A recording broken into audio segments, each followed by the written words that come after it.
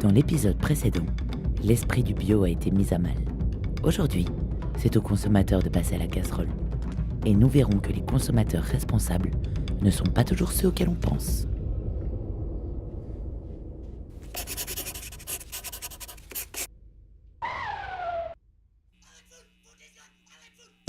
I like food, food is good. I like food, food is good. Cheesy burger, cheesy fries, chili lady, Robin side. Teenage girl with type of two. Now my way or I'll eat you. I like food, food is good. I like food, food is good.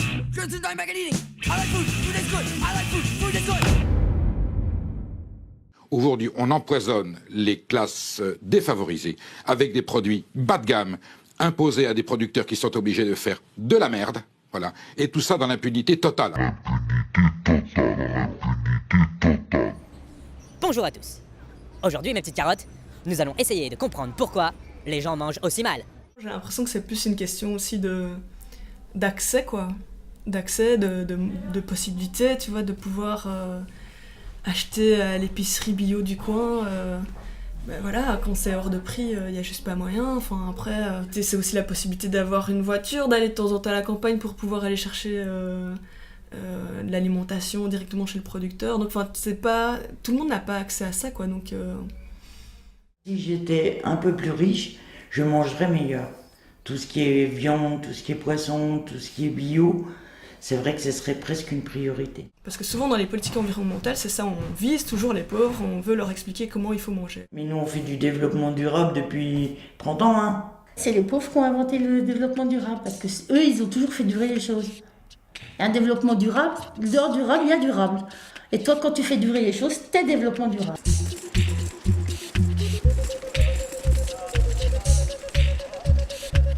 Comment est-ce qu'on inclut dès le départ des personnes qui n'ont pas le même regard socio-culturel que nous, classe moyenne, société civile blanche. Et donc ça, c'est une réflexion, quoi. On doit construire les processus avec les gens à partir de leur vision du monde. C'est de faire de l'éducation populaire, quoi. C'est la seule manière, je pense, de garantir une démocratie dans les décisions de gouvernance des systèmes alimentaires.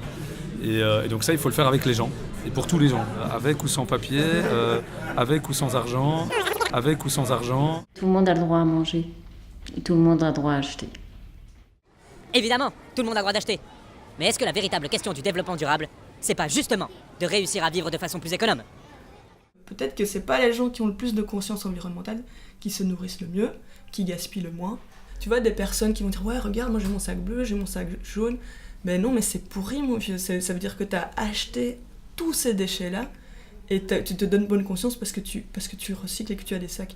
Mais très souvent, ce qui est le mieux, c'est de pas avoir de sacs, de pas avoir de déchets, quoi. C'est vrai que le développement durable, on n'y pense pas. À trier ou à... Mais trier quoi? Quand on a peu, on peut rien trier.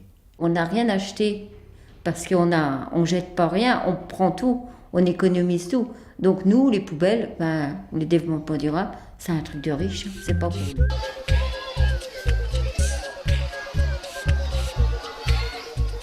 Voilà, un petit problème de magnétoscope. Il ne s'agit pas donc du reportage concernant les nouveaux pauvres. Je ne sais pas si nous sommes en mesure de l'entendre. Je vais en tout cas prendre contact avec la régie pour m'en informer. Je vous demande donc quelques secondes.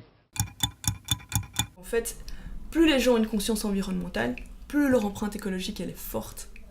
Et c'est assez évident, quoi, parce que c'est les personnes en général les plus aisées, et puis voilà, ils sont contents, ils recyclent, ils vont dans un gaz, au mieux, ou au magasin bio du coin.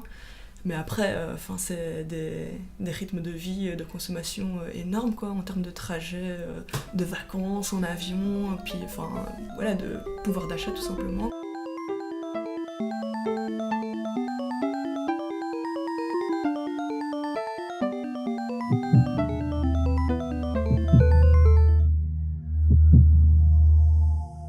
Seul est digne de toi ce qui est bon pour tous. Seul mérite d'être produit ce qui ne privilégie ni n'abaisse personne.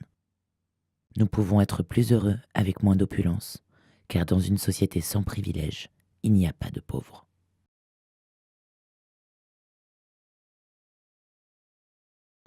En vrai, je m'en bats pas du tout les couilles.